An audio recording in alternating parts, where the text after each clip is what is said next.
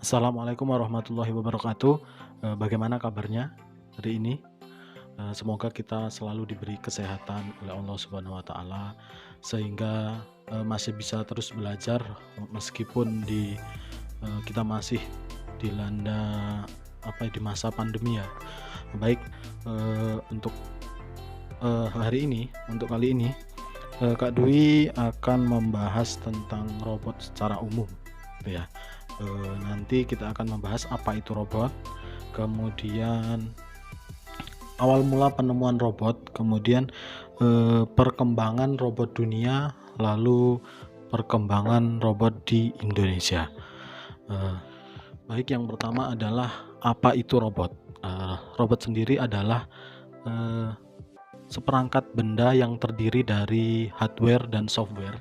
Jadi ada hardware yaitu perangkat keras, kemudian software perangkat lunaknya yang bertujuan untuk membantu atau mempermudah pekerjaan manusia. Jadi dia dikembangkan untuk membantu dan mempermudah pekerjaan manusia. Contohnya pekerjaan tertentu yang dirasa sulit. Jadi kita bisa memanfaatkan robot itu sendiri untuk melakukan pekerjaan tersebut. Sedangkan robotika adalah ilmu yang mempelajari tentang teknologi pada robot. Jadi bagaimana pergerakannya, kemudian bagaimana software yang digunakan, apakah bisa dikembangkan terus, kemudian bagaimana sensornya, kemudian bagaimana mekaniknya, penggeraknya, dan lain sebagainya. Jadi itu robot adalah alat atau benda yang terdiri dari hardware dan software dengan tujuan mempermudah pekerjaan manusia. Sedangkan robotika sendiri ilmu yang mempelajari tentang teknologi pada robot gitu. Sedangkan untuk penemuan robot yang umum yang banyak kita cari di beberapa media di internet ataupun di beberapa buku itu menyebutkan bahwa penemuan robot itu awal mula terjadi pada abad 18. Yang pertama diciptakan bukan berasal dari ilmuwan elektrik maupun mekanik, melainkan dari ilmuwan biologi yang menemukan awal dari sistem pergerakan robot dengan mengacu bentuk fisik dari hewan dan manusia. Di bentuk pergerakan hewan, pergerakan manusia itu yang menjadi cikal bakalnya awal mula perkembangan robot ya yang umum. Dan baru pada abad 19 dikembangkan oleh ilmuwan teknik yang berbekal dari ilmu mekanik membuat sebuah jam tangan maksudnya, yang kemudian dikembangkan berbentuk boneka manusia yang dapat bergerak pada bagian tubuhnya. Seperti itu ya untuk penemuan robot awal mula. Selanjutnya yaitu bagaimana perkembangan robot dunia. Robot-robot cerdas mulai berkembang pesat seiring berkembangnya komputer pada sekitar tahun 1950-an. Dengan semakin cepatnya kemampuan komputasi komputer dan semakin kecilnya ukuran fisik komputer tersebut, maka robot-robot yang dibuat semakin memiliki kecerdasan yang cukup baik untuk melakukan pekerjaan-pekerjaan yang biasa dilakukan oleh manusia. Seperti itu. Pada awal diciptakannya komputer sebagai alat hitung saja.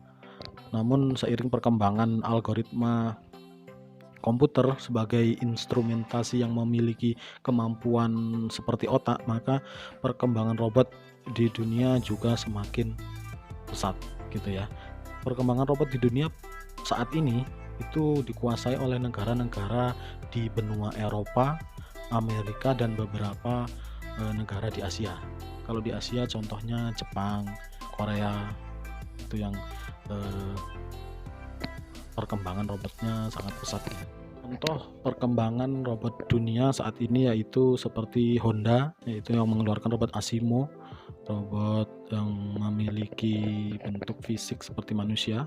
Kemudian ada Boston Dynamics, itu yang mengembangkan robot berkaki seperti binatang, dengan tugas khusus untuk militer ya. Kemudian ada robot vakum, itu yang sudah diproduksi ya, sudah banyak beredar ya di dunia. Kemudian ada robot manipulator itu seperti lengan biasa digunakan di industri-industri, ini juga sudah banyak digunakan.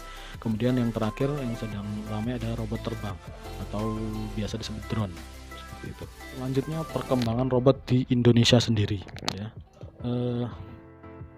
Tidak ada yang tahu pasti, belum ada data yang dapat memberikan kepastian mengenai kapan robot sebagai teknologi mulai dikembangkan di Indonesia. Namun mulai tahun 80-an ya, pada tahun 80-an itu kebijakan nasional dalam pengembangan riset teknologi telah memberikan dukungan pada Litbang Permesinan Otomatis dalam rangka mencermati dan menunjang sumber daya manusia Indonesia yang memiliki minat dan kemampuan untuk menguasai teknologi robot. Jadi ini saya baca beberapa jurnal.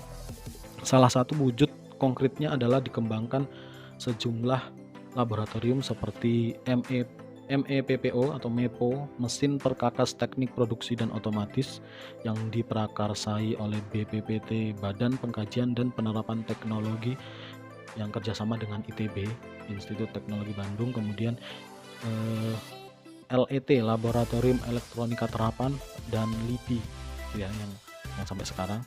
Kemudian seiring dengan perkembangan robotik di Indonesia, kontes robot Indonesia pertama kali diselenggarakan oleh Depdiknas tahun 1990. 11 tahun berikutnya, tepatnya pada tahun 2001, itu salah satu perwakilan dari Indonesia, yaitu tim becak dari PENS ITS, telah berhasil mencapai prestasi yang spektakuler, yakni keluar sebagai juara pertama pada Asian Pacific Broadcasting atau ABU Robocon yang diselenggarakan di Tokyo, Jepang. Nah, itu informasinya perkembangan robot di Indonesia. Nah, itu tadi ya penjelasan tentang robot. Ya, sekarang apa alasan kalian kenapa kok ikut ekskul robotik? Nah, ya sudah mulai ada bayangan ya tadi. Apakah karena pengen tahu saja, kemudian apakah memang hobi, di rumah suka ngutak-ngatik, kemudian apa karena kalian ingin mengembangkan ilmunya ya. Kemudian yang terakhir, ingin menjadi penemu ya. Biasanya yang suka, yang ada cita-cita menjadi penemu pasti pengen belajar teknologi, apalagi robotik gitu ya. Terakhir, ini tugasnya ya, setelah untuk pertemuan kali ini tugasnya yaitu ceritakan alasan kalian ya, kenapa ingin gabung di ekskul robotik. Alasannya kenapa ya, kenapa, ceritakan aja yang panjang, gak apa-apa, bebas dengan kata-kata kalian sendiri. Kemudian di ekskul robotik ini nanti kalau Kak Dwi tanya, kalian mau buat robot apa ya, atau mau membuat apa di ekskul ini ya. Itu pertanyaan keduanya. Kemudian yang ketiga, nanti pertanyaannya adalah kalian suka belajar individu atau belajar sendiri atau kelompok, jadi belajar dengan teman-teman atau kerjasama ya. Itu pertanyaan yang satu tadi, ceritakan alasan kalian kenapa ikut ekskul robotik. Yang kedua, di ekskul nanti kalian mau buat apa. Sedangkan yang ketiga yaitu kalian senang belajar sendiri atau belajar kelompok dengan teman-teman gitu. Silakan dikerjakan, ditulis, nanti dikumpulkan pada grup WA. Kak Dwi akhiri, assalamualaikum warahmatullahi wabarakatuh.